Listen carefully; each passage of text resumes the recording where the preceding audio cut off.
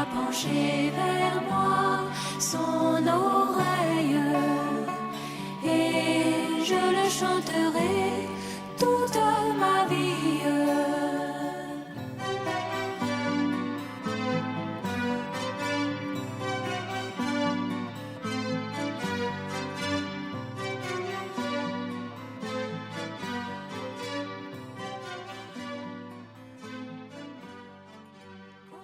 Je crois que c'est encore un plaisir pour nous de nous retrouver autour de la parole de Dieu. Ça fait un peu longtemps que j'ai été absent, mais je me réjouis de ce que le Seigneur fait pour chacun de nous. Je sais que certainement mon frère Mathias a déjà demandé quels sont ceux qui sont pour la première fois venus ici. C'est ça, non? Que Dieu les bénisse. Ce matin, nous allons commencer, pour ne pas dire poursuivre, ce que je vous avais promis, à savoir lire avec vous la lettre circulaire 41. Qui l'a déjà lu depuis que je l'ai annoncé? Que Dieu te bénisse, que Dieu te bénisse, que Dieu te bénisse, que Dieu te bénisse. Qui d'autre a lu? Que Dieu bénisse mon frère. Il y en a beaucoup qui ne sont pas intéressés à lire. Alors qu'à l'extérieur, vous cherchez, vous n'avez pas trouvé. Quels sont ceux qui sont convertis après 94? Ceux qui sont convertis après 94. Donc tous ceux qui sont là, vous êtes venus avant 94? Ah bon, voilà. Quels sont ceux qui sont venus après 94? Vous devez chercher à voir cette lettre circulaire. Je suis persuadé qu'elle doit être certainement sur le site de l'église. Elle doit être sur le site. Si vous partez sur le site, vous pouvez la voir et le télécharger, le télécopier. Il est sur le site, non? Que Dieu te bénisse, mon frère. Les frères me font signe disant qu'il est sur le site. Le frère connaît. Es-tu le bienvenu?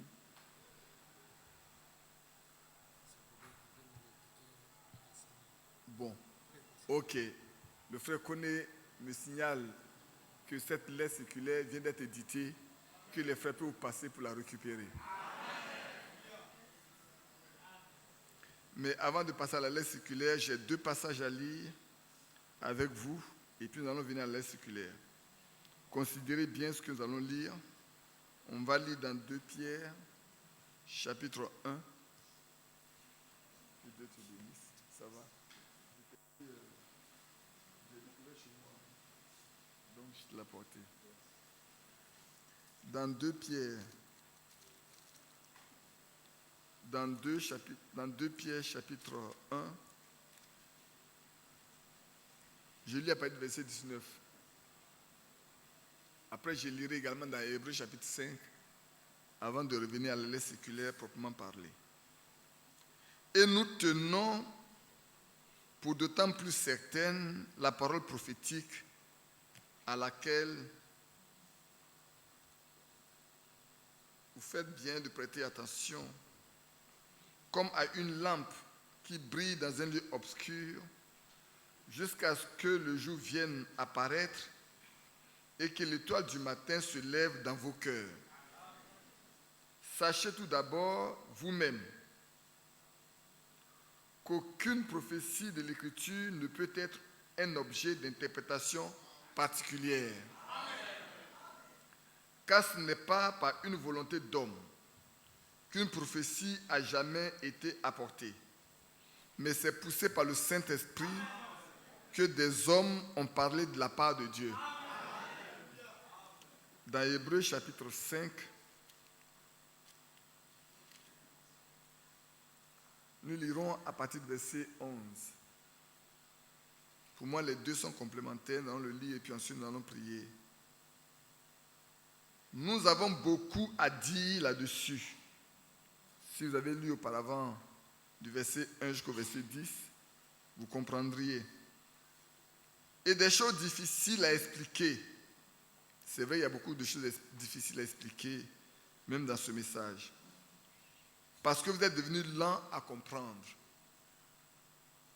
Vous, en effet, qui depuis longtemps devriez être des maîtres, vous avez encore besoin qu'on vous enseigne les principes élémentaires des oracles de Dieu.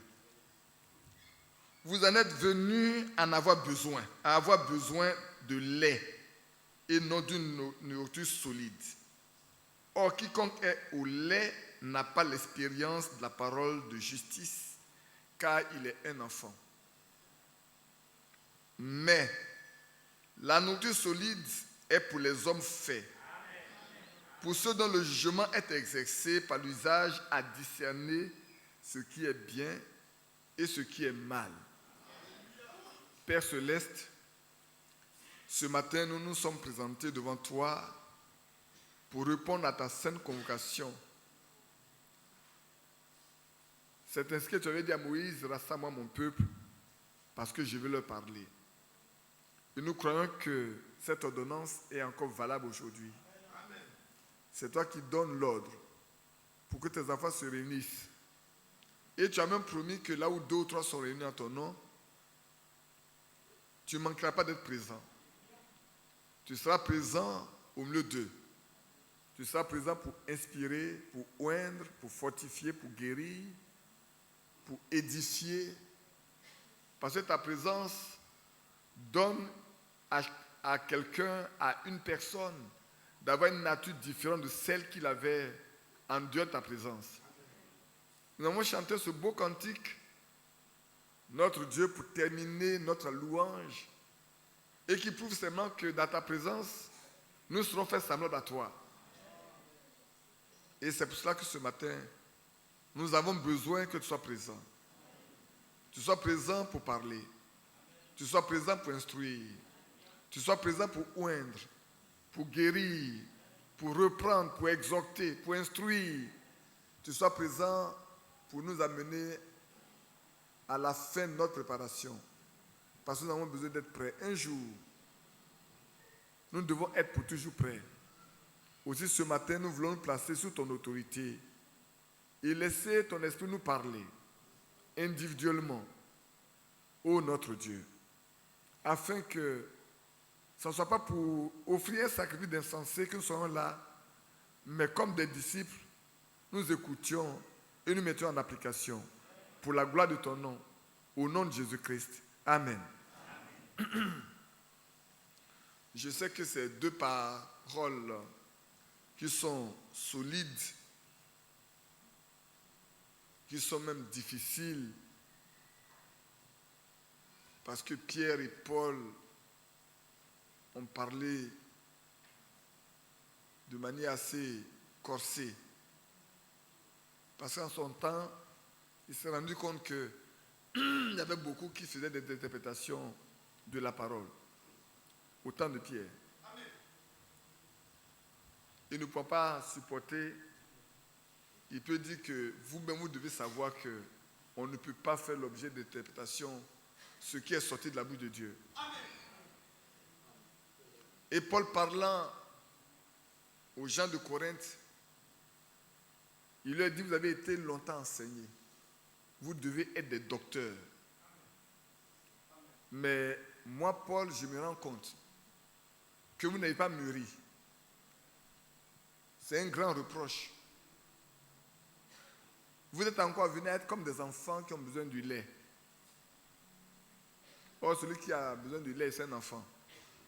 Par contre, la nourriture solide est pour des hommes faits, des hommes menés à la perfection, des hommes menés à la maturité. Et ces hommes-là sont capables de discerner, au moins de la parole qu'ils ont reçue, ce qui est bien de ce qui est mal. Si nous disons que depuis 72, ce message est en Côte d'Ivoire, et quand nous écoutons beaucoup de frères qui peut-être nous ont dévancés 5 ans avant dans ce message, quand nous écoutons ceux qui sont de notre âge, qui certainement sont venus avec nous, et qu'apparemment nous écoutons ceux qui sont venus après, nous nous demandons si nous avons vraiment compris le message qui a été donné. Et c'est un problème fondamental. Parce que cette lettre circulaire, excusez-moi, en ce temps j'ai un peu de la gorge qui s'enrouge facilement. Cette lettre circulaire, j'ai pensé qu'il soit nécessaire que nous regardions cette lettre circulaire parce qu'elle est très riche.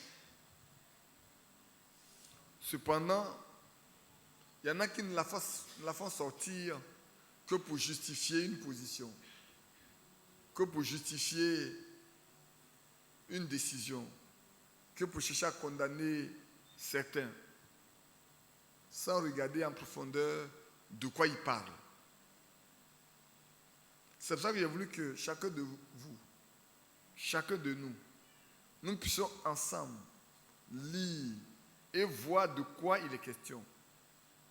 Parce que je m'avais dit ici, frère, et pour vous qui êtes en ligne,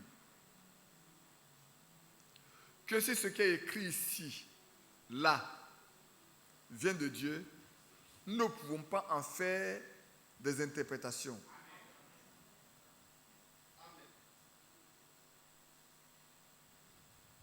Si je ne crois pas que Dieu a inspiré son serviteur pour nous l'écrire, je ne l'aurais jamais lu avec vous.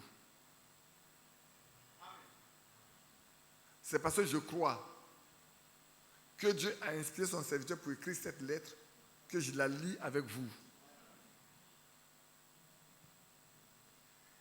De sorte qu'on ne peut pas en faire ce qu'on veut. C'est comme ce que Frère Branham a prêché. Pour nous, il y a des choses que Dieu a données à cette fin des temps qui fait de nous des hommes et des femmes complètement différents. Je ne parle pas de ceux qui viennent ici pour jouer. Je parle de ceux qui viennent ici parce qu'ils savent pourquoi ils viennent ici. Je ne parle pas de ceux qui pensent qu'il faut venir faire une nouvelle religion. Je parle de ceux qui veulent être des saints, des fils et des filles du Dieu vivant. Pour être enlevé. Vous savez, dans ces derniers temps, j'ai parlé, je ne sais pas si ici j'en ai déjà parlé, mais je me suis mis à lire à certaines personnes l'introduction des épîtres de Paul, qui dit: j'écris aux saints qui sont ici, j'écris aux élus qui sont ici, j'écris à des saints qui sont ici, j'écris aux élus qui sont ici. Et cela a une grande importance. Paul ne s'adresse pas à tout le monde. Paul s'adresse à des saints, à des gens qui sont élus et fidèles. Et même ce qu'il a écrit ici, que nous allons lire, cette parole d'introduction, vous allez voir ce qui est dedans. On peut la lire simplement comme ça, sans bien l'apprécier, parce qu'on a l'habitude de lire. Mais quand on s'arrête pour l'étudier, nous comprenons qu'il n'est pas destiné à tout le monde. C'est par la parole de Tite 1:1 que je vous salue tout sincèrement dans le précieux nom de notre Seigneur Jésus-Christ. Paul, esclave de Dieu et apôtre de Jésus-Christ, selon la foi des élus de Dieu et la connaissance de la vérité qui est selon la piété. Vous savez ça, je pense que c'est la traduction d'Arby. Mais je vais prendre cette traduction que j'ai. Je crois que c'est la même chose. Paul, serviteur de Dieu et apôtre de Jésus-Christ pour la foi. Ici, c'est selon la foi. Pour l'autre, c'est pour la foi des élus de Dieu et la connaissance de la vérité qui est selon la piété. Paul parle à qui? Il écrit pour ceux qui sont élus de Dieu. Maintenant, vous savez bien, frères et sœurs, que dans Matthieu 22, 14, il est parlé des appelés et des élus. Ainsi, dans une assemblée, il peut y avoir les deux catégories. Il y a beaucoup d'appelés, mais très peu d'élus. Et c'est à cela que Paul s'adresse. Il ne s'adresse pas aux appelés.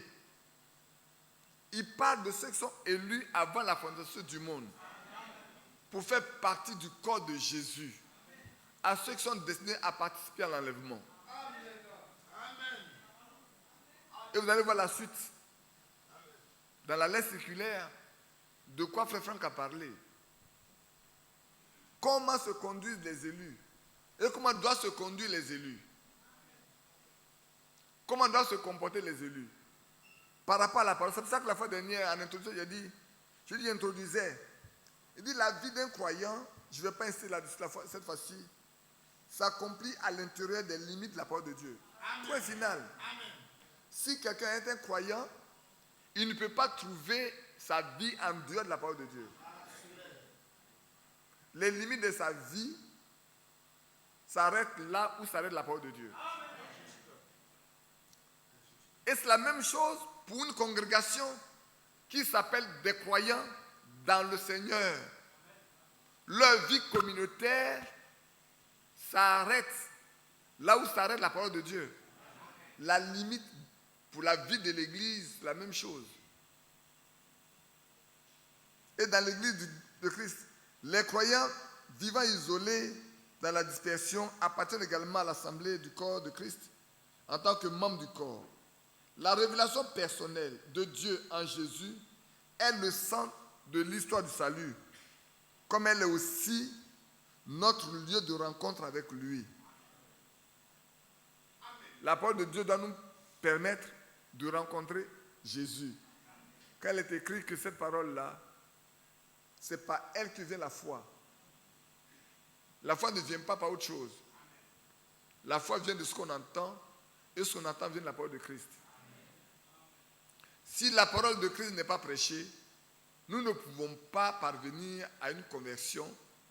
Nous ne pouvons pas parvenir à la vie de Dieu. Parce que dans Jean chapitre 1, il est dit, à ceux qui l'ont reçu, à ceux qui ont reçu cette parole-là, il leur a été donné le pouvoir de devenir enfants de Dieu. Mais si personne ne prêche, il ne peut pas avoir des gens qui écoutent, qui reçoivent. Souvent, il y a des gens qui s'envoient eux-mêmes. Et le problème qu'on a dans ce message, il y a beaucoup de personnes qui s'envoient eux-mêmes. Ils n'attendent pas que Dieu les appelle. Ils ont 2 personnes, ils sont serviteurs de Dieu. Ils ont leur foyer, ils sont serviteurs de Dieu. Pas parce que si on est un peuple de 2000 que je parle ainsi. Mais un serviteur de Dieu, il est appelé de Dieu. Et Dieu prouve à ceux à qui il parle qu'il est son serviteur. Parce que personne ne peut se proclamer de lui-même un serviteur de Dieu. On est. Parce que Dieu nous consacre depuis le sein de notre mère pour en être son serviteur. Si depuis le sein on n'a pas été, ce n'est pas quand on est né qu'on va devenir.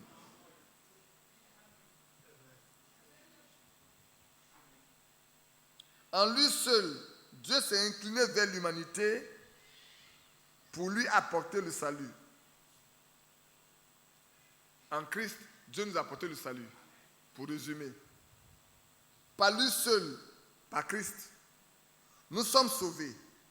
Par Christ seul se rencontrent tous ceux qui, par grâce, sont devenus sa propriété. Amen. Je ne sais pas si vous avez compris. Qui n'a pas compris? Qui n'a pas compris, qui lève la main? Vous avez compris? Il n'y a pas de rencontre des enfants de Dieu en dehors de Christ. Et j'aime le dire, bien-aimés frères et sœurs, si on se connaît aujourd'hui, c'est parce qu'un jour, nous avons rencontré Christ. Au moyen de sa parole, au moyen de son sang versé, et ça fait de nous des fils et des filles. C'est pour ça qu'il pourrait dire dans Jean, je crois que c'est dans 2 Corinthiens, sortez du milieu d'eux et ne touchez pas à ce qui est impur. Et je vous accueillerai. Vous serez pour moi des fils et des filles, et je serai pour vous un père. Maintenant, s'il y a des gens qui viennent et qui, malgré tout, s'accommodent, s'attachent, vivent avec tout ce qui est impur, ils doivent savoir qu'ils n'appartiennent pas à ce groupe dont Dieu parle.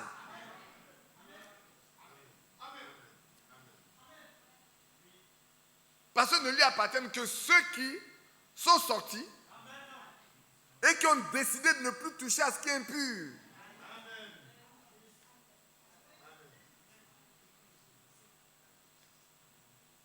Et cette impureté, parce que c'est pas ce qu'eux ils décident, ils considèrent comme impur. C'est ce que Dieu a désigné comme impur. Parce que souvent, on se console. On choisit ce qui est bon et on choisit ce qui est mauvais. Mais ce que tu trouves bon, peut-être Dieu trouve ça mauvais.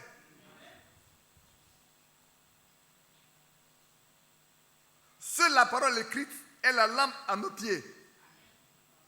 Comprenez bien ça. Seule la parole écrite. C'est qui est écrit dans la Bible là. Seule elle est la lampe à nos pieds, une lumière sur le chemin que nous foulons en suivant le Seigneur. Ici, quelque chose d'important, c'est que pour ceux qui suivent le Seigneur, pour ceux qui marchent avec lui, ce qui les éclaire, c'est la parole écrite. Je sais que vous ne comprenez pas complètement ce que je veux dire. Mais je vais tenter de m'expliquer. Si quelqu'un dit sur le Seigneur et que la parole de Dieu n'est pas son absolu, si cette parole-là qui est écrite ici n'est pas son absolu, ce n'est pas Christ qui suit. Parce qu'au commencement était la parole était avec Dieu, et la parole était Dieu, et la parole a été faite chair. C'est pour cela que seule la parole doit conditionner notre marche, notre vie et notre communion avec lui. Parce que pense quelqu'un, parce que dit quelqu'un. C'est pour ça que j'ai l'habitude de dire, si Frère Branham dit une chose qui n'est pas conforme à ce qui est écrit ici, je ne suis pas obligé. Si Frère Franck dit une chose qui n'est pas ce qui est écrit ici, je ne suis pas obligé. Comme son absolu est ce qui est écrit. Comme l'absolu de Branham est ce qui est écrit, mon absolu aussi c'est ce qui est écrit. Maintenant je fais une chose. Quand je ne comprends pas ça, je prends ce que Branham a prêché pour venir regarder dedans. Peut-être c'est moi qui ne comprends pas, je prends qu'est-ce que Dieu lui a donné comme révélation pour que je comprenne. Quand j'ai pris ça, plus que Branham a prêché que je ne comprends pas, je vais prendre ça pour regarder, pour voir de quoi il a parlé. Comme il a le ministère de docteur, il est capable de le rendre plus digeste pour moi.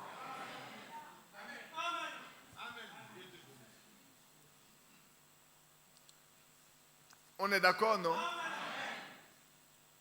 Par la conclusion de son alliance, Dieu avait soumis. Écoutez bien le mot.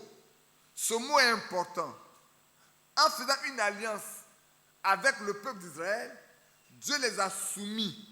Il les a placés en dessous d'eux. Soumettre quelqu'un, c'est le placer en dessous de quelque chose. Lui dit quelles sont ses obligations. Souvent, on a des devoirs, on ne veut pas avoir les devoirs, mais les droits, on les réclame. Quand tu signes un contrat de travail avec quelqu'un, tu as des droits, mais tu as aussi des obligations et des devoirs. Et si nous signons un contrat d'alliance avec le Seigneur, non seulement nous avons des droits envers lui, mais nous avons des devoirs. Ah oui, frère. Et c'est de ça qu'il est question ici. Par la conclusion de son alliance, Dieu avait soumis le peuple d'Israël à l'obéissance à sa parole. C'est-à-dire le fait qu'ils ont accepté de rentrer dans son alliance, ils sont obligés et tenus de se soumettre et d'obéir à sa parole, à tout ce qui sort de sa bouche. Cela est la même chose pour nous. Si quelqu'un est rentré dans l'alliance que le Seigneur Jésus a faite avec son sang, il est tenu, il est obligé de se placer sous l'autorité de la parole écrite.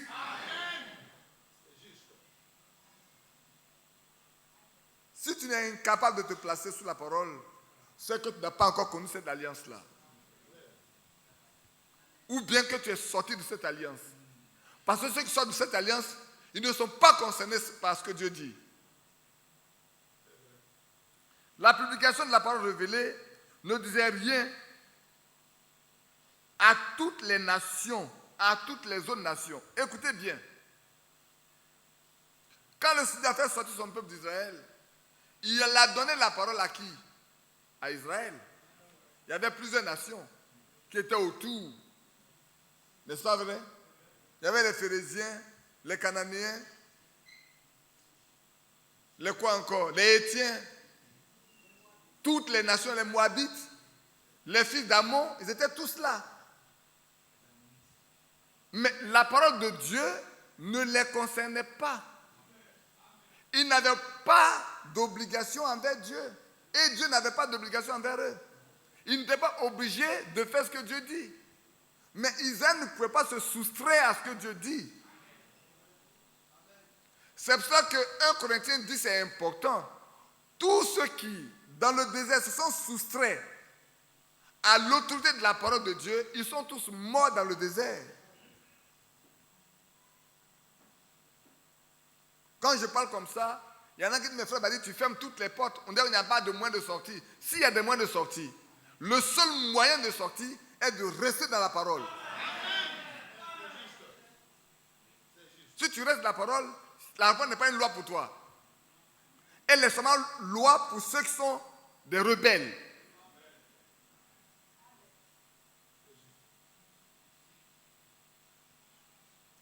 La publication de la parole révélée ne disait rien à toutes les autres nations. Dieu ne leur avait pas parlé. Il ne s'était pas révélé à elles. Elles pouvaient suivre leur propre chemin. Alléluia. Frères, sœurs, même dans le message,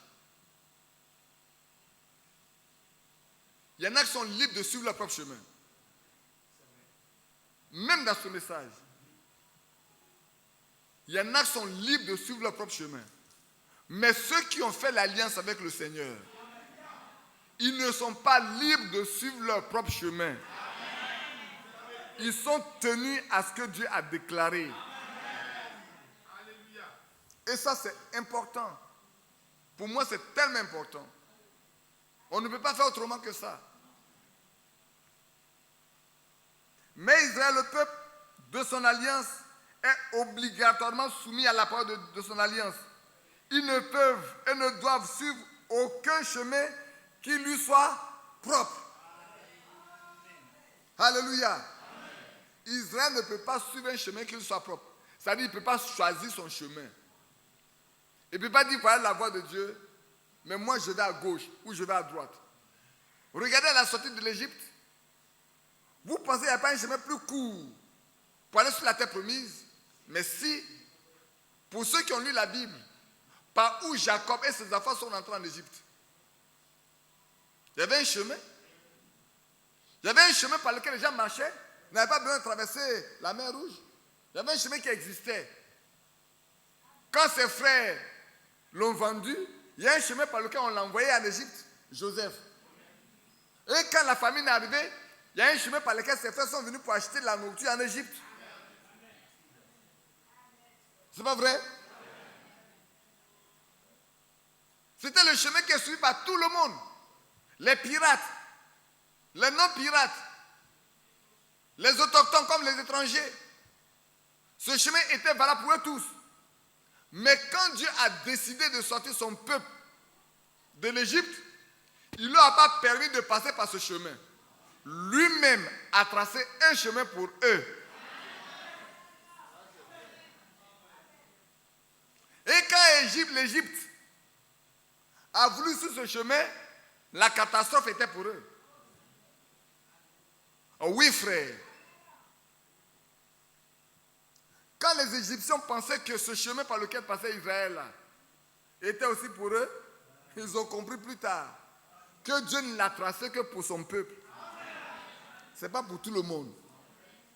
C'est pour ça que beaucoup ne peuvent pas tenir au milieu de nous.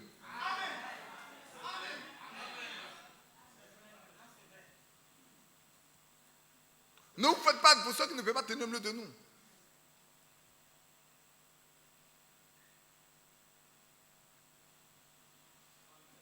Dans l'Ancien Testament, la parole fut d'abord gravée sur les tables de pierre, qu'en effet, leur cœur était de pierre.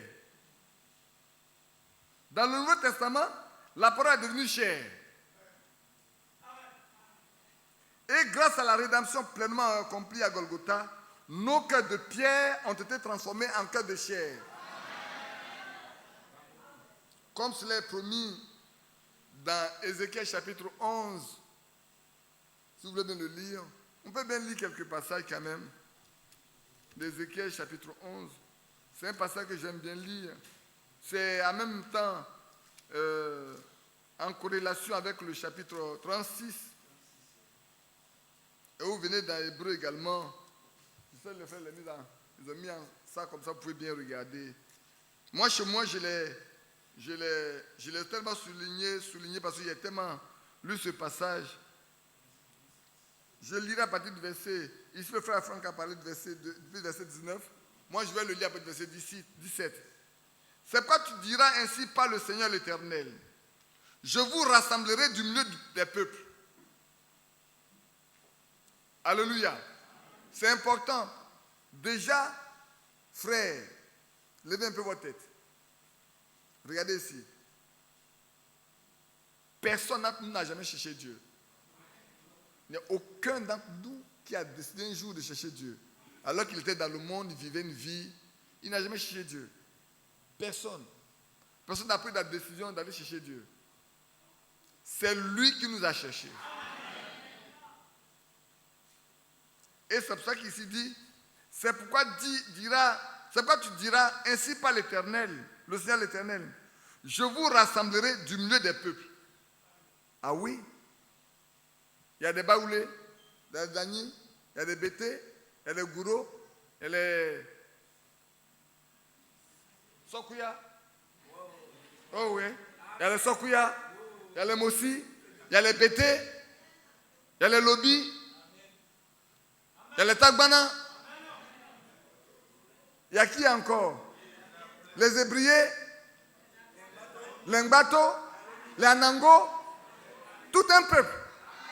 Dieu est parti prendre un ici, deux ici, trois ici, un ici, deux ici. Et il les a réunis pour faire son peuple. Il dit, moi-même je vous rassemblerai du milieu des peuples. Maintenant ça devient clair pour vous. Dans votre famille, il n'a pas pris tout le monde. Il a pris peut-être 2 ou 3. Est-ce que vous avez... Attends, vous méritez quoi? Pour que Dieu vienne prendre vous. Dans votre village, là, vous êtes quoi? Pour que Dieu vienne vous chercher vous? Rien du tout. Mais il a décidé avant la fondation du monde qu'il va vous rassembler du milieu de vos familles, de vos peuples. Pourquoi? Je vous accueillerai des pays où vous êtes dispersés. Ah oui? Nous étions dispersés. Peut-être des pays, peut-être des familles, nous étions dispersés. Et vous donnez la terre d'Israël. Ah oui? Vous n'êtes pas sûr que nous avons la terre d'Israël pour nous? Mais où est-ce que nous allons passer le millénium?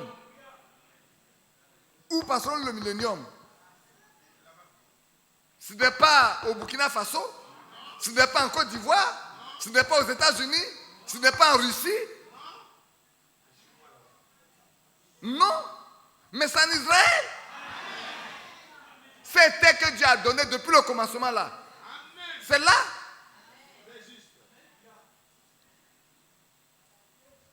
C'est là qu'ils iront. Et ils en ôteront toutes les idoles et toutes les abominations. Je leur donnerai un même cœur. Aujourd'hui, nous avons des cœurs un peu divergents, partagés. Oui. Il y a un cœur qui est à gauche, l'autre à droite. Mais comme il en a fait au jour de la Pentecôte, ils étaient un cœur et une âme. Il le fera aussi pour nous. J'ôterai de leur corps le cœur de pierre. Vous savez, Dieu change le cœur, non? Il a changé le cœur de Saül. N'est-ce pas vrai? Il a changé le cœur du roi de Babylone, Nebuchadnezzar. C'est vrai, non? Il a changé le cœur de Paul. Oui, il a changé le cœur de Paul. De persécuteur méchant, tueur, assassin qu'il était. Il était un homme qui était devenu bon. Et il pouvait prêcher l'amour. Écrire sur l'amour, sur toutes les formes. Il pouvait même être capable de donner sa vie. Il savait que sa vie n'est rien du tout. Pourquoi? Parce que quelque chose s'est passé en lui. Ils sont mon peuple et je serai leur Dieu. Alléluia. Mais pour ceux dont le cœur se plaît à leurs idoles et à leurs abominations, je ferai retomber leurs œuvres sur leur tête. Ça, Frère Franck ne l'a pas dit. Je l'ai lu pour que vous compreniez.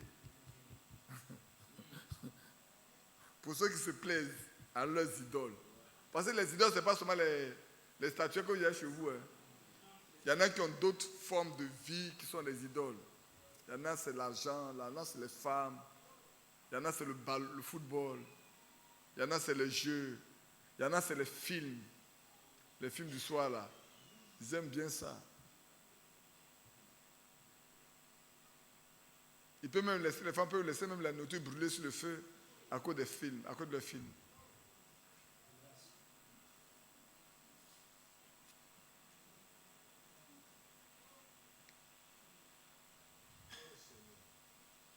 C'est vrai.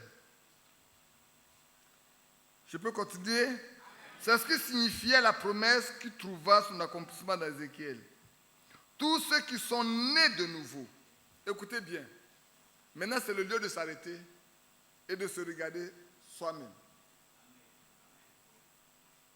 C'est le lieu de s'interroger soi-même. Le mari ne regarde pas sa femme. La femme ne regarde pas le mari. Le père et la mère ne regardent pas aux enfants. Les enfants ne regardent pas au père et à la mère. C'est le temps de nous arrêter pour nous regarder nous-mêmes. Tous ceux qui sont de nouveau, sont nés de nouveau, ont reçu de Dieu la vie.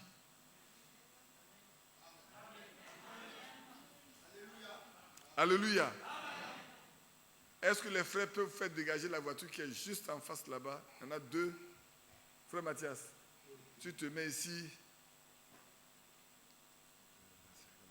Tout droit. Hein? Je crois que c'est les deux pour le moment. Ici, pour le moment, ça va ici. Je n'ai pas de souci ici. Mais dès que tu ouvres la tête, tu ouvres les yeux ici, tu as ça plein dans les yeux. À moins qu'ils rabattent la fenêtre, sinon, si ça ne leur donnera pas trop de chaleur.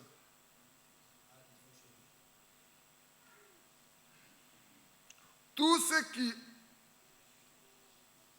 Ça fait que ça m'éblouit ici. Tous ceux qui sont nés de nouveau ont reçu de Dieu la vie. Et ils reçoivent la parole écrite qui est vivifiée pour eux par l'Esprit. Je ne sais pas si vous comprenez l'importance de ce qu'on vient de lire. Je vais reprendre. Tous ceux qui sont nés de Dieu, tous ceux qui sont nés de nouveau, tous ceux qui sont passés de la mort à la vie, tous ceux qui ont accepté Jésus comme leur Seigneur personnel, qui l'ont accepté comme leur Seigneur et leur Maître, tous ceux qui se considèrent comme propriété de Jésus, je vais dans les choses terre à terre pour qu'on comprenne. Ceux qui pensent qu'ils sont la propriété personnelle de Jésus-Christ, à ceux-là, Dieu donne la vie. Parce que vous devez savoir qu'il est écrit que les femmes qui vivent dans les plaisirs sont mortes quoi qu'elle soit en vie. En d'autres termes, un croyant, une croyante qui prend plaisir dans les choses du monde, elle est morte ou il est mort. Même s'il marche, c'est un mort ambulant. Il attend seulement le jour où il va tomber, et puis on va plus l'appeler par son nom. Pour l'apprendre le corps. Pour le moment, comme il est encore sur ses pieds, on dit que c'est telle personne. Mais dès qu'il tombe, il n'a plus de nom. Le nom disparaît. Il reçoit la vie. Pour eux, pour ceux-là, la parole écrite est vivifiée pour eux. La parole qui est écrite, cette lettre-là, qu'on peut considérer comme morte, c'est une lettre, non? C'est pas comme un livre. Si je prends le livre de ce cantique-là, c'est pas la même chose. C'est pas juste quelque chose qui est écrit. Ce qui est écrit ici, pour ceux qui ont reçu Jésus, pour ceux qui l'ont accepté comme sauveur, comme maître Seigneur, le Saint-Esprit vient rendre vivante cette parole pour eux. De sorte que ce livre n'est plus un livre d'histoire. C'est un livre vivant. Ils voient dans leur vie s'accomplir ce qui est écrit ici. On est d'accord, on comprend? C'est le Saint-Esprit qui fait ce travail. Vous ne pouvez pas le faire par vous-même. Je ne peux pas le faire en vous. Mathias ne peut pas le faire en vous. Aline ne peut pas le faire en vous. Isaac ne peut pas le faire en vous. Franck ne peut pas le faire en vous. Sauf le Saint-Esprit peut le faire en vous.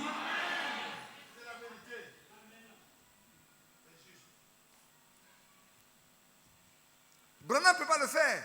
Paul ne peut pas le faire. Personne. Il n'y a personne sur terre qui puisse le faire. C'est pour ça que Franck écrit que l'Esprit de Dieu rend vivante cette parole pour vous. Alors que d'autres croyants dans leur foi, dans leur religion, la Bible est un livre mort, ou bien pour les shintoïstes, pour les bouddhistes, ceux qui croient là c'est quelque chose de mort. Pour nous, ce n'est pas quelque chose de mort. C'est quelque chose de vivant. Elle porte en elle la vie. Pourquoi? L'apôtre Paul dit que cette parole peut transformer. En écoutant cette parole-là, elle peut apporter en nous une nouvelle vie. Une nouvelle manière de penser, une manière de concevoir, de voir le monde. Et ça change tout en nous. Mais celui qui n'a pas reçu cette parole-là, sa vie demeure une vie sèche. Il n'y a pas de différence entre ce qu'il pensait être et ce qu'il est maintenant. Quand on voit cette personne-là, on ne trouve pas de différence.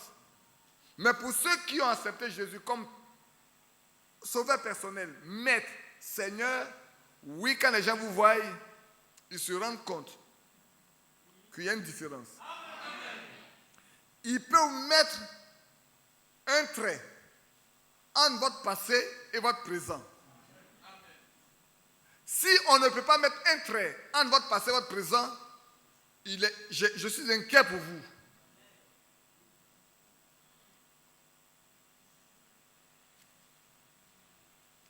Et il ressort la parole écrite qui est dédiée par l'Esprit pour eux. Les croyants de la Nouvelle Alliance forment l'Église à laquelle a été soumise obligatoirement la parole de Dieu.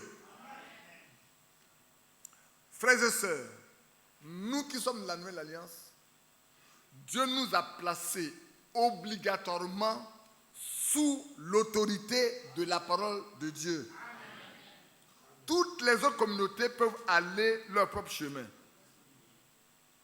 Mais le peuple qui appartient au Dieu vivant ne peut ni ne doit suivre ses propres chemins.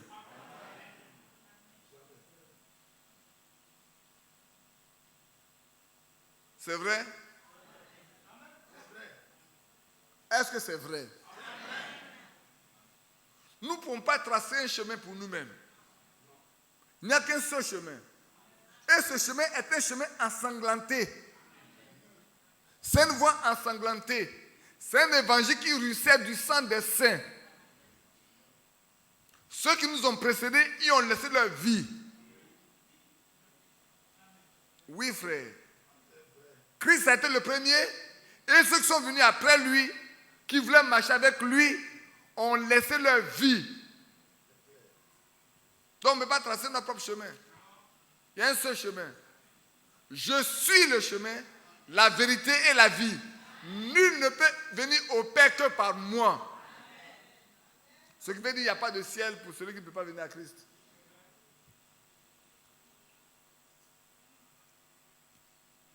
Dans ces derniers temps, laisse-moi sortir un peu de mon thème pour revenir. Tu vas écouter. S'il y a des catholiques qui sont venus ce matin, qui m'excusent, mais j'aime leur dire la vérité. Alors quand ils vont au veillées, ici ils récitent le Notre Père une fois et ils ont une prière pour Marie 10 fois. Et s'ils en font 3 fois, il y a 3 fois le Notre Père et chaque fois 10 fois, ça fait 30 fois le Marie. Mais dans le Marie, qu'est-ce qu'il dit? Marie, mère de Dieu. C'est absurde. C'est même abominable. Dieu a-t-il une mère? Marie, mère de Dieu. Priez pour nous, pauvres pécheurs, jusqu'à l'heure de notre mort. Ça veut dire quoi? Ça veut dire depuis qu'ils sont rentrés dans l'église catholique et qu'ils ont été baptisés, ils ont fait le catéchisme pendant combien d'années? Ils ont été baptisés. Jusqu'à leur mort, ils ont été aspergés. Ce n'est pas un baptême. Tu as raison, que Dieu te bénisse. Jusqu'à leur mort, ils sont restés pécheurs. C'est au jour de leur mort que Marie doit prier pour eux. Mais ce n'est pas fini. À la fin, ils disent encore aux membres de leur congrégation, celui qui est parti là, si vous voulez qu'il sorte vite de l'enfer, vous devez payer.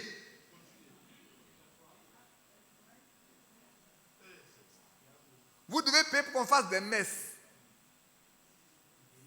Donc pendant tout le temps qu'ils ont envoyé des gens à l'église, pendant des heures où les gens sont partis à l'église, ils ne vont pas à l'église, ils vont aux messes. Pendant tout le temps ils vont aux messes, c'est vraiment une association d'hommes.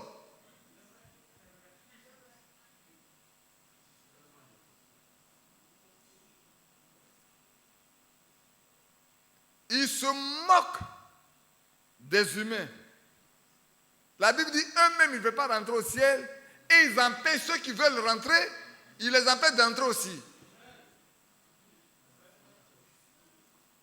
Et vous ne pouvez pas discuter avec un catholique des choses de Dieu aujourd'hui.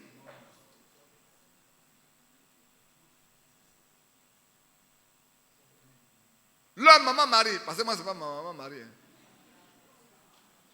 Leur maman Marie est plus importante que Jésus.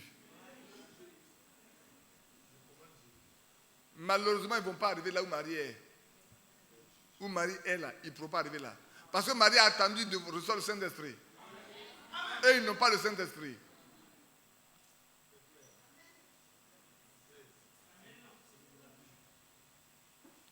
Comme l'Église est composée du rassemblement de divers croyants individuels, maintenant écoutez bien ce qui va venir. Nous sommes composés de différentes personnes, de croyants individuels. C'est pas vrai? Si on est 2000, il y a 2000, excusez-moi le terme individu, 2000 personnes avec nos caractères, avec ce que nous sommes. N'est-ce pas? Et il dit, comme l'Église est composée du rassemblement de divers croyants individuels, Dieu doit obtenir de chacun d'eux personnellement ce qui lui revient de plein droit. Ça veut dire, frère, ça veut dire, sœur, que dans cette église où nous sommes là, si tu veux faire partie du corps de Christ, tu dois donner à Dieu ce qu'il a de plein droit sur toi. Si tu ne peux pas donner ça, ce n'est pas la peine de venir ici. Tu perds ton temps.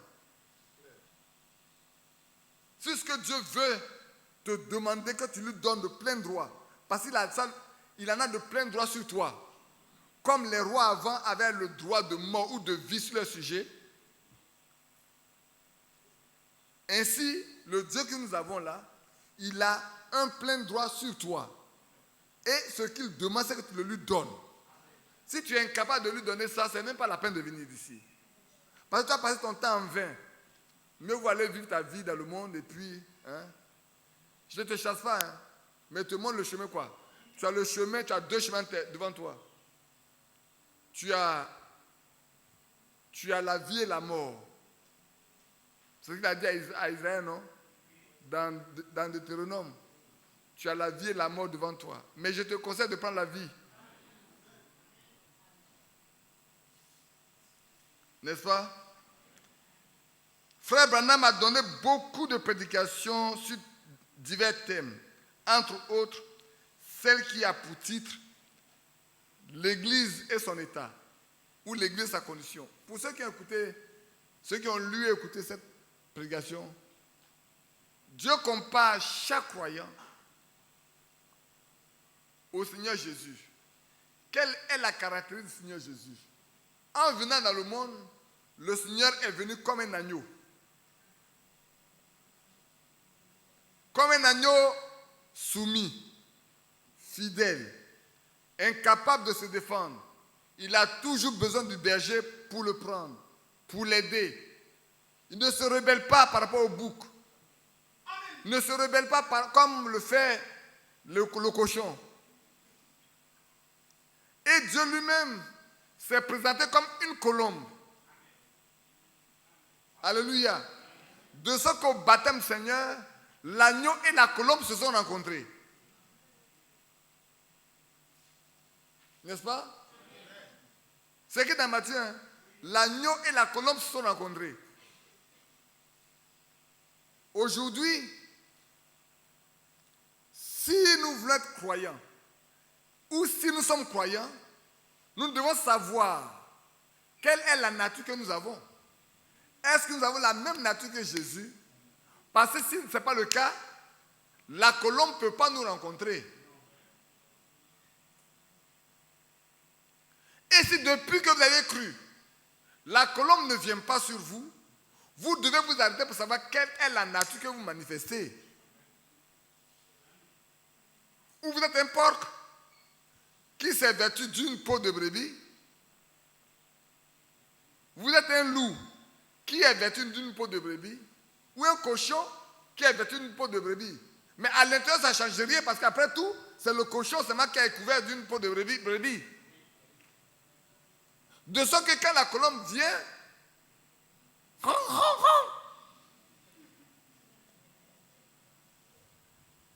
il dit, c'est pas un agneau ça. Il faut qu'il fasse attention, il faut qu'il me tienne loin. Attends, je vais me pêcher ici pour regarder bien quel type c'est. J'ai pensé que c'est un agneau, alors que ce n'est pas un agneau. Il y a quelque chose qui est caché là. C'est un piège qu'on m'a tendu.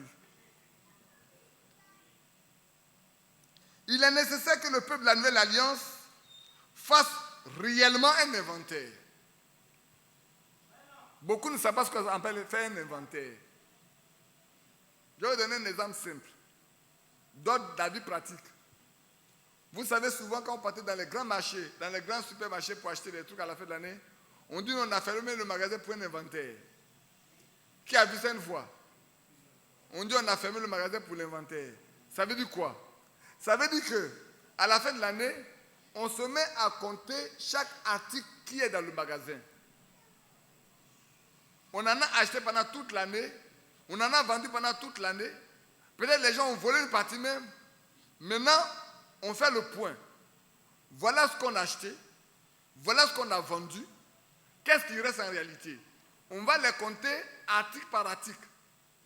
Pour faire le point, pour dire, on a acheté peut-être 10 000 articles, on a vendu 8 000 articles, malheureusement, on doit avoir 200 000 articles, il nous reste 150 000 articles.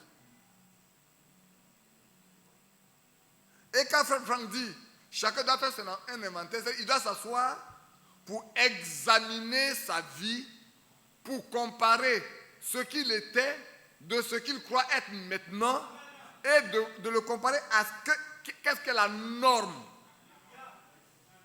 Et la norme, c'est la Bible. Le point de comparaison, ce n'est pas Badi, ce n'est pas Mathias, ce n'est pas Madame Badi, ce n'est pas le fils de M. Badi, ou de Isaac, ou de Mathieu, ou d'Ali Robert. Mais c'est par rapport à la Bible. Mon point de mesure, c'est ça. Badi également a le droit de faire son point par rapport à la Bible.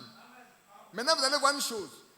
Si la comparaison dans la Bible, là, Badi a atteint pour lui, toi tu as atteint pour toi, et l'autre a atteint pour toi, quand vous réunissez, vous formez le seul corps. Parce que vous êtes même chose.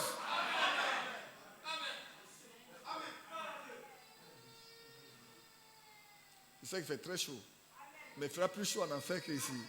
Et je transmets plus que vous, vous êtes assis, moi ici debout. Là-bas, il n'y a pas de climatiseur. Hein. Quelqu'un a dit, climatisez votre salle là. Non, on va passer dedans comme ça, c'est bon. Et puis quand on va aller au ciel, on ne va pas souffrir, parce que là, on sera vraiment de la félicité. Hein? Pour moi, on se supporte un peu. Hein? J'ai déjà fait combien? 1h25. C'est ça, non? Oui, j'ai fait 1 heure. Ah, d'accord, il va faire bientôt 1 heure. J'ai fait 55 minutes. Bon, je vais aller un peu plus vite. Il est nécessaire que le peuple de la nouvelle entende. Le Seigneur est fidèle à sa parole. Il parle et agit selon son conseil et sans complaisance. Le Seigneur, il parle. Quand il a parlé, il agit. Pour agir là, c'est sans favoritisme. Il ne va pas dire, non, elle est encore faible. Non, ça c'est le fils de telle personne. Non, celui-là c'est le prédicateur. Ça n'existe pas. Hein? C'est où vous êtes, où vous n'êtes pas. Où vous êtes, où vous n'êtes pas. C'est tout. Il n'y a pas deux mesures. Lorsque nous regardons au signe des temps, comme par exemple au pénible processus de paix entre Israël, d'une part, et l'Organisation de la libération de la Palestine, qu'on appelle OLP, et les pays arabes voisins, d'autre part, ainsi que l'événement de non moindre importance, Israël s'agenouillant devant le pape pour demander que le Vatican reconnaisse politiquement l'État d'Israël, nous remarquons alors qu'il est aujourd'hui grand temps d'entreprendre sérieusement notre préparation. Aujourd'hui même, quand nous regardons tout ce qui se passe dans le Proche-Orient, quand nous voyons tout ce qui se passe comme guerre, comme dissension, vous voyez, l'Amérique était l'allié principal d'Israël, aujourd'hui ce n'est pas toujours évident. Pour nous, c'est des choses qui prouvent seulement qu'à un moment donné, Israël ne sera plus compté sur des hommes. Ah oui. Il ne va plus aller en Égypte pour chercher d'appui. Il va avoir appui, il va chercher appui auprès du Seigneur. Mais pour l'instant, c'est la politique que les gens font. Vous savez, les politiciens, ils ignorent Dieu. Même si pour l'instant, en Israël, c'est l'Ancien Testament qui marche œil pour œil, dent pour dent. Et c'est vrai, c'est ce qu'ils connaissent. Ils ne connaissent pas autre chose que ça. Et vous verrez pourquoi. C'est une lettre qui est très riche. Vous verrez pourquoi c'est comme ça.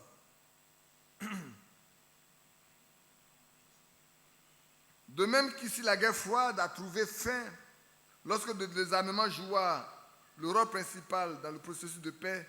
Il y en a qui sont très jeunes, ils ne savent pas. Dans les années 90, quand le démantèlement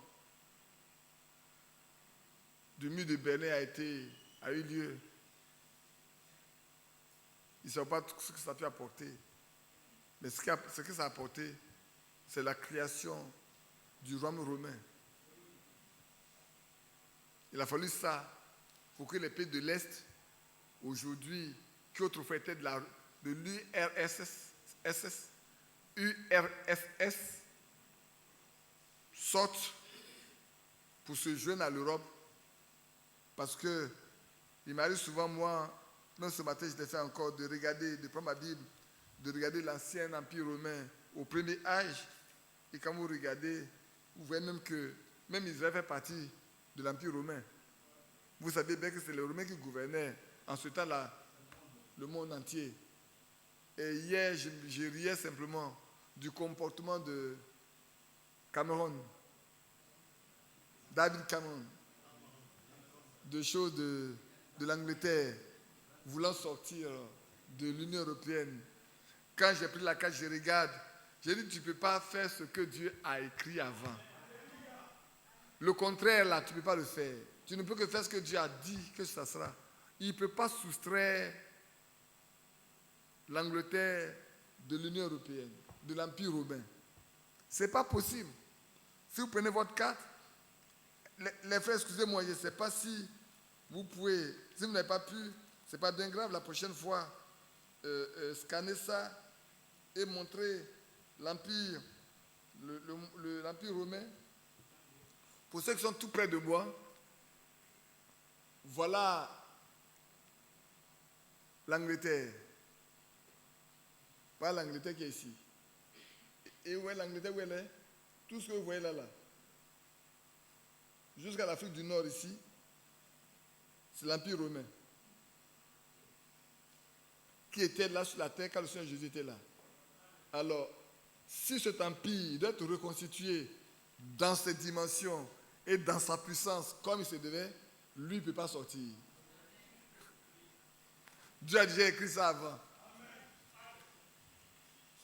Non, il ne peut pas faire autrement. Il ne pourra que rester dedans. À la fin, qu'est-ce qu'ils ont dit? Ils vont y rester, non?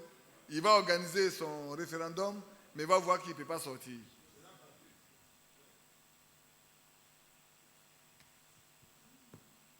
Ce qui est écrit, hein. Aussi longtemps que ce n'est pas écrit, ce n'est pas écrit. C'est pour ça que ce qui est écrit là est vivant. Bien-aimés frères, bien-aimés sœurs, je vais encore parler pendant peut-être 30 minutes. On a le temps de continuer. Mais écoutez-moi bien. Ce livre, c'est le livre de l'humanité. Ce n'est pas un livre d'histoire. Il contient le passé, il contient le présent et il contient le futur. Et celui qui connaît la Bible connaît déjà le futur. C'est que quand le futur arrive, lui sait que le futur arrive. Alors ceux qui s'attendent à ce que le monde devienne meilleur, ils perdent leur temps. Faites vos projets, autant vous pouvez le faire. Faites votre travail, autant vous pouvez le faire. Mais ne vous attendez pas que les conditions deviennent meilleures. Les homosexuels vont devenir plus homosexuels. Les lesbiennes vont devenir plus lesbiennes. Les meurtriers vont devenir plus meurtriers. Ils ne pourront rien arrêter.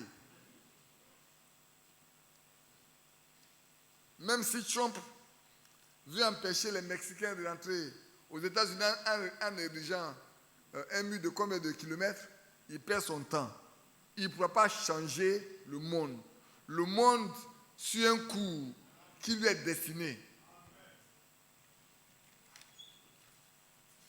Je poursuis un peu encore.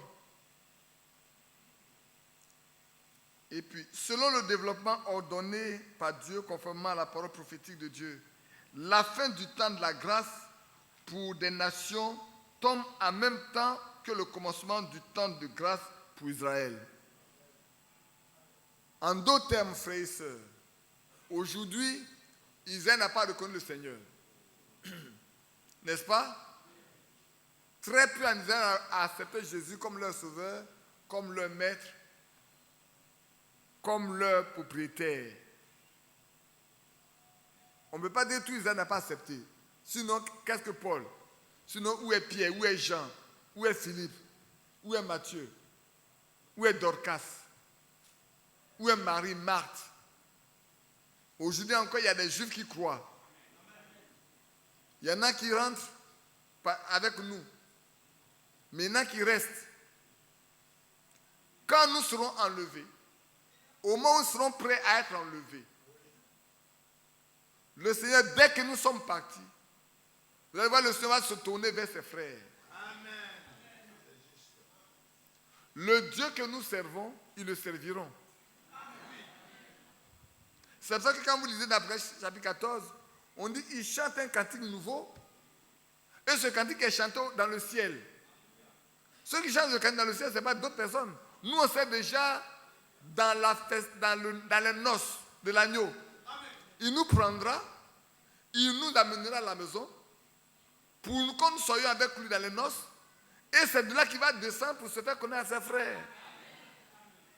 Comme l'a fait Joseph. Joseph est parti comme un esclave, comme un prisonnier. Et puis là, après il est devenu le premier ministre. Et il a pris une femme étrangère. De juif qu'il est, il a pris une égyptienne. Notre Seigneur, qui est Dieu, descendu sur la terre, pris position pour nous, moi à la croix, connu. Il a pris une nature humaine, même on dit plus basse que la nôtre. Dieu s'est abaissé jusqu'à l'homme, à l'homme déchu. Et il a pris la place de l'homme déchu. Il a été condamné. Comme Joseph a été condamné à la prison. Il a été condamné à la mort. On l'a descendu dans le tombeau. Mais quand il est ressuscité, la Bible dit quoi? Qu'il est assis à la droite du Père. Alléluia. Et puis de là, il a décidé de se prendre une épouse. À la droite de Dieu. À la droite de Dieu, par la droite du Père. Parce que sinon les catholiques ont dit, il y a le Père à côté, puis il y a chose. À la droite de Dieu. Et il a décidé de prendre une épouse. Non pas parmi les Juifs, mais parmi les nations. Parmi nous, qui étions étrangers, on n'avait ni droit, ni quoi? Ni part, ni cité, rien du tout. On n'avait ni droit, ni part à l'adoration, ni à la cité. On n'avait rien. C'est pour eux, les promesses étaient pour eux. Mais en Christ, les promesses nous ont été rétrocédées.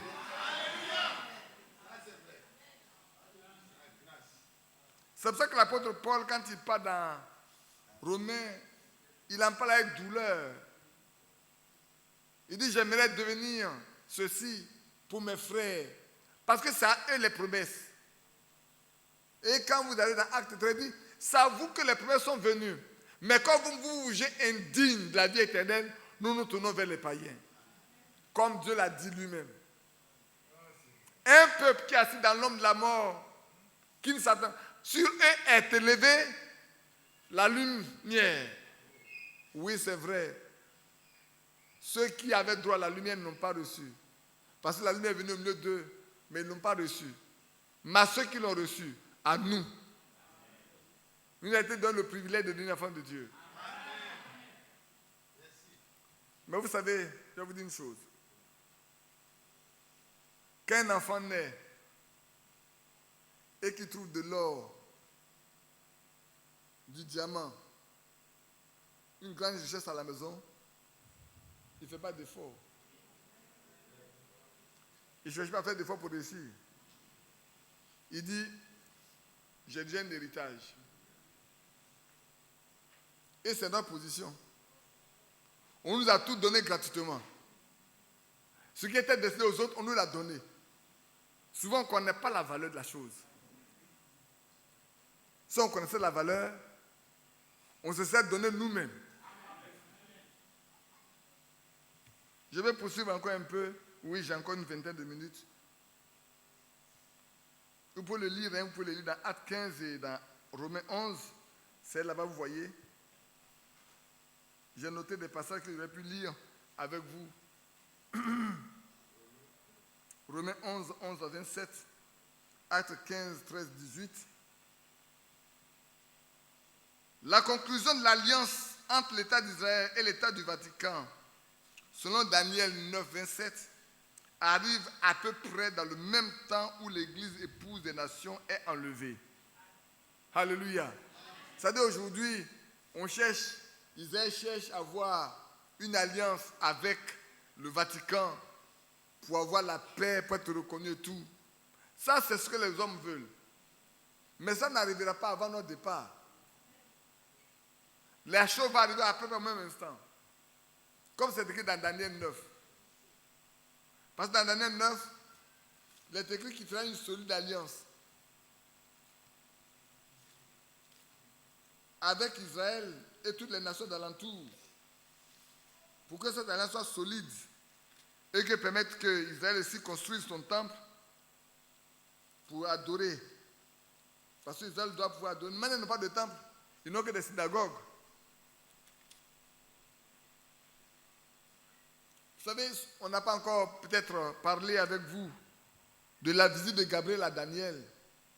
C'est important. Peut-être un jour nous allons parler de la visite de Gabriel à Daniel. Où on parlera des 70 semaines de Daniel. On peut revenir là-dessus. Il y a beaucoup de frères qui sont nouveaux dans l'église. Ils ne savent pas souvent de quoi il est question. Mais on reviendra là-dessus. Si vous partez sur le site, vous allez voir qu'il y a Frère Franck en avait parlé. Il est revenu là-dessus. Frère Banou m'a précisé là-dessus, mais il est revenu là-dessus. Il a mis les 70 semaines de Daniel. Vous pouvez aller et puis lire. Si vous ne comprenez pas, ce n'est pas grave. Le jour où on en parlera, on vous donnera des éclaircissements. Sache-le donc, il dit à partir du verset 25. Sache-le donc et comprendre depuis le moment où la parole a été annoncée que Jérusalem sera rebâtie jusqu'au Messie, au Consolateur. Il y a 7 semaines et 62 semaines. Et les places et les fossés seront rétablis, mais en des temps fâcheux. Après les 62 semaines, le Messie sera retranché. Il n'aura pas de successeur. Aujourd'hui, on dit qu'il y a Pierre est le successeur du Messie. C'est faux. La Bible dit, Jésus n'a pas de successeur, il n'a pas de remplaçant. Donc Pierre ne peut pas être le remplaçant de Jésus. C'est bien écrit dans Daniel avant. Vous voyez comment on ment aux gens? C'est pour ça que vous devez lire ce qui est écrit. Vous devez vous attacher à ce qui est écrit. Ce qui est écrit est la lampe à nos pieds. C'est ça qui nous éclaire. Les gens peuvent raconter des choses, mais quand on revient à la parole de Dieu, alors les choses deviennent différentes. Avant, pour ceux qui sont un peu plus vieux, ils savaient qu'on ne lisait pas la Bible quand on était catholique. On dit si tu lis la Bible, tu deviens fou. Mais aujourd'hui, les catholiques donnent la Bible aux gens pour lire. Vous savez pourquoi? Parce qu'ils se sont rendus compte que tous ceux qui sont protestants et évangéliques lisent la Bible. S'ils ne donnent pas la Bible à leurs gens, ils vont comprendre que c'est un problème. Il faut leur donner la Bible. Mais on leur donne la Bible, puis ils mettent la main sur leur visage pour qu'ils ne comprennent pas. Ça devient juste un livre dans la bibliothèque. Et puis, ils leur donnent le missel. Les catholiques ont leur missel. Donc c'est ça, chaque jour, ceux qui doivent lire là. Dans le monde entier, c'est la même chose. Hein. Chaque jour, ils ont ce qu'ils doivent lire. Si tu es en Égypte, si tu es en Amérique, tu es en Asie, c'est la même parole, vous lisez vous tous le même jour. Le Saint-Esprit n'est pas là pour inspirer selon vos besoins.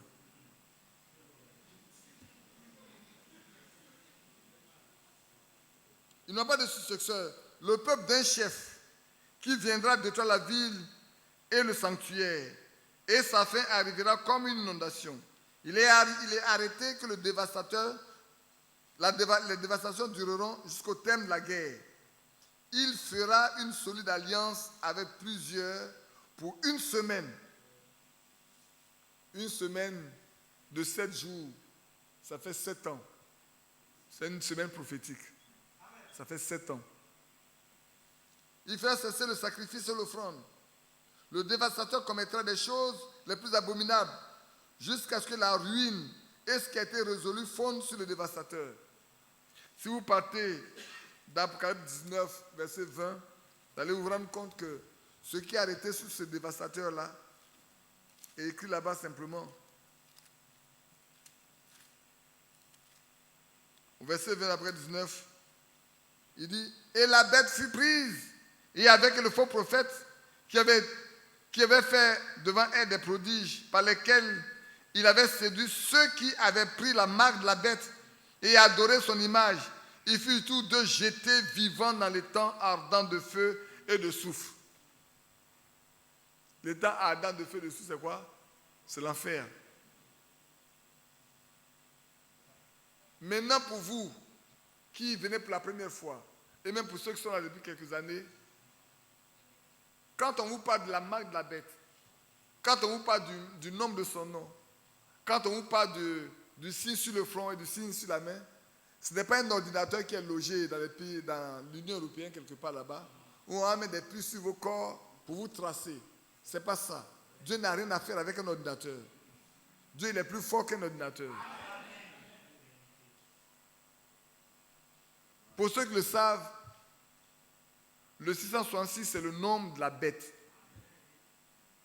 C'est Vicarius Filii Dei, Fils de Dieu, vicaire, remplaçant du Fils de Dieu. Le pape est le vicaire, le remplaçant du Fils de Dieu. Or, la Bible dit, le Fils de Dieu, il n'a pas de remplaçant pour lui. Personne ne peut le remplacer. Et c'est son nombre. Le seul moyen que Dieu nous a donné de le connaître. Moi, on a lu plusieurs choses dessus. Mais celui à qui Dieu a donné la compréhension, la révélation de ces signes, c'est Frère Branham. Ce n'est pas quelqu'un d'autre. Ce qui fait qu'on connaît bien le mouvement œcuménique, on connaît bien le marque de la bête, on connaît bien le signe, le nombre, on sait. Peut-être on reviendra un jour là-dessus pour expliquer ces choses dans les détails que vous comprenez. Pour ne pas vous laisser séduire parce que les gens racontent dehors. Il n'y a pas de vie à l'extérieur. Et ceux qui vont chercher des prophètes à l'extérieur, ils me font pitié. Il y a des frères qui courent après des prophètes à l'extérieur. Mais le Seigneur a dit, quand le moment venait, il a dit, je ne vous ai jamais connu. Vous qui commettez l'iniquité, vous êtes ouvrés de l'iniquité. Vous avez guéri les malades en ton nom, c'est d'accord. Vous avez chassé les démons à mon nom, c'est d'accord. Vous avez fait beaucoup de miracles à mon nom, c'est d'accord. Mais vous êtes des usurpateurs de nom. Oui, frère. Demandez à vos parents qui ne croient pas là. Si vous avez des besoins de demander au nom de Jésus, ils vont l'avoir. Mais ça ne fait pas d'eux des croyants. Ça ne fait pas d'eux des chrétiens. S'ils prennent le nom de Jésus, ils vont recevoir ça. La fois dernière, quand je parle de frère Isaac était là, quand il vous a donné l'exemple de leur oncle qui a attrapé les agoutis, mais n'a jamais cru jusqu'à ce qu'il meure. Mais le croyant, les signes l'accompagnent. Il ne court pas après les signes. Il ne court pas après les signes. C'est une promesse que Dieu a faite. Voilà les signes qui accompagneront ceux qui auront cru. C'est lui qui l'a dit, voici les signes qui accompagneront ceux qui auront cru. Si quelqu'un a cru, ces signes doivent l'accompagner.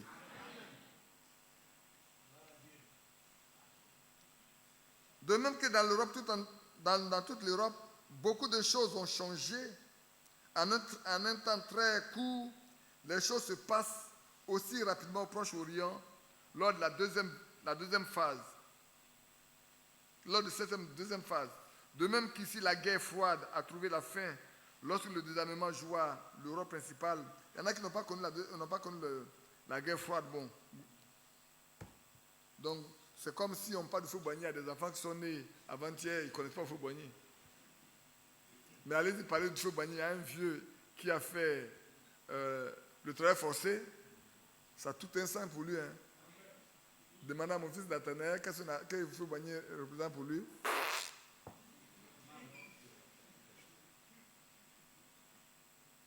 Il a aboli l'esclavage. Il a arrêté le travail forcé. Ça, pour les vieux, oui. Même pour nous autres. On l'a vu. Il a gouverné, on sait. Il a fait de belles choses. C'est comme quelqu'un parlait du socialisme aux États-Unis. Il prend le socialisme, il parle dans le cadre de la campagne. Les jeunes ne connaissent pas ce que c'est le socialisme. C'est les vieux seulement qui peuvent mélanger le communisme et le socialisme.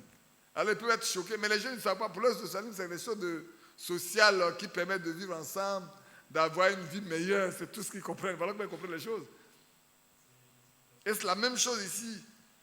Beaucoup n'ont pas connu la guerre froide, donc leur esprit, la guerre froide, ça ne veut rien dire. Allons de l'avant. De même que la guerre froide a trouvé fin lorsque le désarmement joua le rôle principal dans le processus de paix, apportant la réconciliation entre voisins, ainsi le processus de paix aura du succès directement en ce point brûlant de l'histoire mondiale. C'est vrai. Pour que s'accomplisse ce qui est écrit dans la parole de Dieu, quand les hommes diront paix et sûreté, ah oui, c'est vrai. Aujourd'hui, la terre ne connaît pas la paix. Regardez en Syrie, regardez Damas. Je vais vous dire une chose, toute cette zone où il y a la guerre aujourd'hui, on parle de l'Irak, si vous prenez votre carte, si vous prenez la carte, vous allez voir d'où est parti Abraham. Ah, que Dieu bénisse les frères. Seulement, il faut que je retrouve tout. Ah, je n'ai pas de micro. Ah non, j'ai un micro ici. Mais je n'ai pas de pointeur.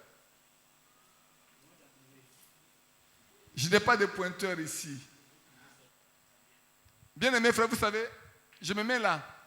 Toutes ces zones que vous voyez là, tout ça, là, toutes ces zones là, jusque là, tout ce que vous voyez là, si vous prenez votre Bible, ils étaient tous couverts. Ah, on m'a donné un pointeur. Voilà le pointeur. Ouais. Mais il faut que je puisse le déplacer.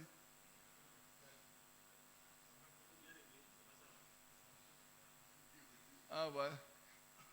On apprend. Toutes ces zones là, vous voyez Éphèse. Je viens en bas ici, voilà Éphèse. Non, voilà Athènes. Voilà Crète, où Paul a laissé Tite pour établir les anciens dans les villes. Vous revenez ici. Ici, je viens en bas, voilà la Judée. Voilà la Judée. Je remonte ici. Lui, il est meilleur. Voilà, il est un vrai pointeur. Voilà. Voilà ici la Judée. Tout ça, c'est la Judée. Voilà Antioche. Toutes ces zones que vous voyez aujourd'hui. Ici, on ne voit pas bien. Si les frères pouvaient pousser un peu la carte vers là pour que je... Toutes ces zones-là, vous voyez, ici, Rome. Tous ces endroits-là, c'était des endroits qui sont connus comme l'apôtre Paul a voyagé pour enseigner la Bible. Tous ces endroits étaient des chrétiens. Si vous poussez un peu vers là, ça c'est les deux, voilà le Tigre, voilà l'Euphrate. Vous partez dans la Genèse, dans le paradis, là où étaient Adam et Ève. Vous voyez bien, non? Voilà le Tigre, voilà l'Euphrate. Les deux fleuves qui étaient là, si on pousse vers ici, vous allez voir où étaient là. Dans quelques endroits vers ici, où Abraham s'est déplacé, où Dieu a envoyé Abraham se déplacer. Tous ces endroits que vous voyez là, c'était là où la Bible avait été prêchée. Aujourd'hui, tous ces endroits sont devenus musulmans, islamisés. Et toute la bataille se mène là. Elle se mène là. L'Irak se trouve quelque part ici, parce que l'Irak n'est pas loin de où. Tout ça se trouve là. Il y a une grande bataille qui se mène là. Tout ce qui se passe ailleurs là n'a pas d'importance. Hein. Qu'il y ait la guerre ici en France, qu'il y ait la guerre aux États-Unis, qu'il y ait la guerre en Afrique, ça n'a aucune importance pour l'œuvre de Dieu. C'est ce qui se passe ici là. C'est le centre de tout. Et quand les gens diront paix et sûreté, ce n'est pas paix et sûreté ailleurs.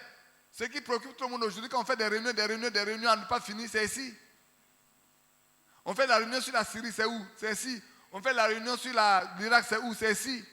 Les Russes descendent, les Américains viennent, les Européens viennent, mais c'est où? C'est ici.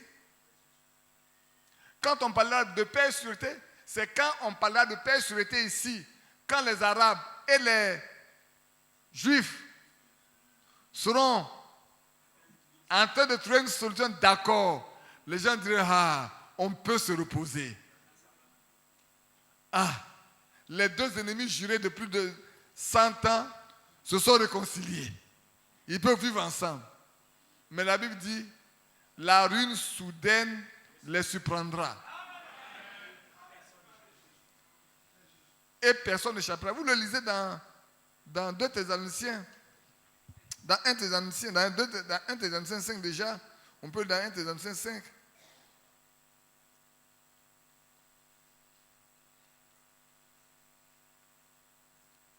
C'est pour ça que je vous ai dit que la Bible, c'est le livre de l'humanité. Hein. Ces choses dont on parle là, c'est écrit depuis des années. Daniel a parlé de ça. De la destruction du temple de Jérusalem et tout. De la dispersion du peuple d'Israël. Et de la promesse que Dieu va les réunir ici. Ça a été prophétisé avant. Mais en 1946, l'ONU les a ramenés là. Pourquoi on ne l'a pas trouvé une terre pour eux là-bas, en Russie, quelque part là-bas? C'est ici on les a envoyés. Mais parce que Dieu a dit, Jérusalem reste à Jérusalem. La capitale là, c'est pour Dieu. Et c'est là où le fils de David doit établir son trône.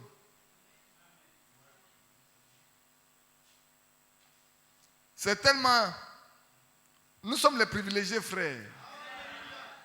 Pourvu que nous voulons accepter de marcher avec ce qui est écrit.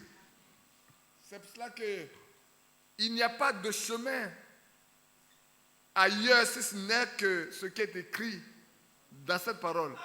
Et vous voyez combien de fois ce que la Bible dit est vivant. C'est concret. Ça se manifeste. Dieu l'a dit et c'est vrai. Et si ce que Dieu a dit pour cette zone est vrai, ce qu'il a dit pour notre vie est vrai. Une partie ne peut pas être vraie et une partie être fausse. Ce n'est pas possible. Il me reste 5 minutes pour ne pas vous garder longtemps. Il est déjà midi. Je termine ici simplement. Ce qui se passe dans la cinquantaine de foyers de guerre et troubles divers ayant cours actuellement dans le monde entier, aucun d'eux n'a de signification du point de vue de l'histoire, comme en ont les événements du Proche-Orient. Il s'agit maintenant du temps prophétique de la fin, conforme à la Bible. Ce qui arrive là, c'est conforme à la Bible. Et nous devons le savoir. Alors, si frère, ce qui avait été dit avant arrive à leur accomplissement à la fin, nous qui sommes parvenus à la fin, à qui Dieu s'est révélé à la fin, quelle devait être notre attitude?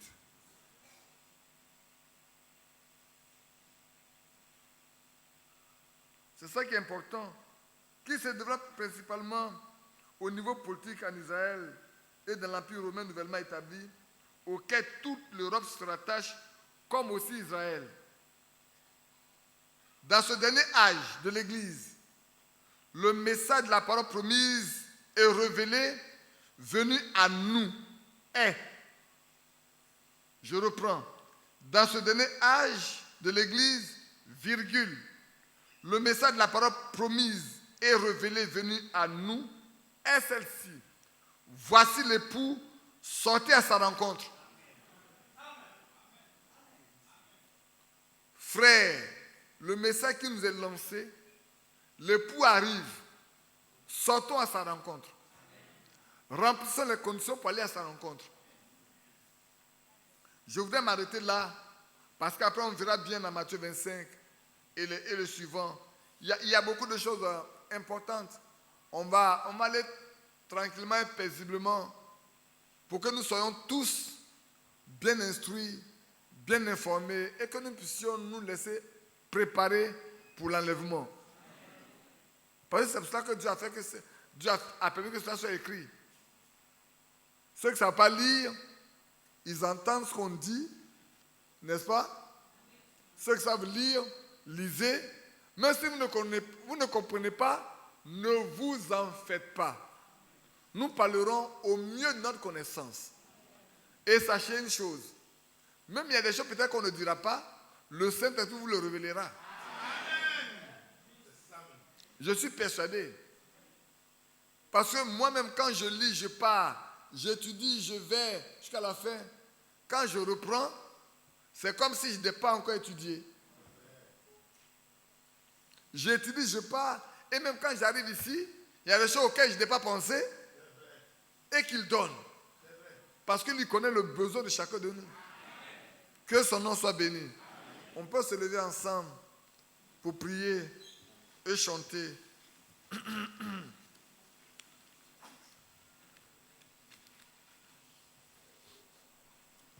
Beaucoup ils se demandent, mais il a décidé de faire beaucoup de progrès. Il ne veut pas nous garder jusqu'à 2 heures, 3 heures de temps.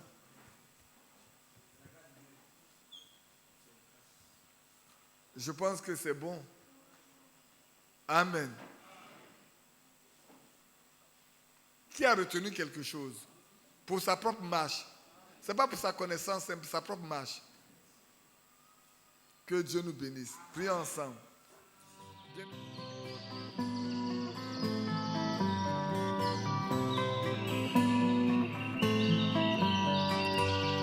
J'aime l'Éternel, car il entend ma voix. Il a penché vers moi son oreille, et je le chanterai.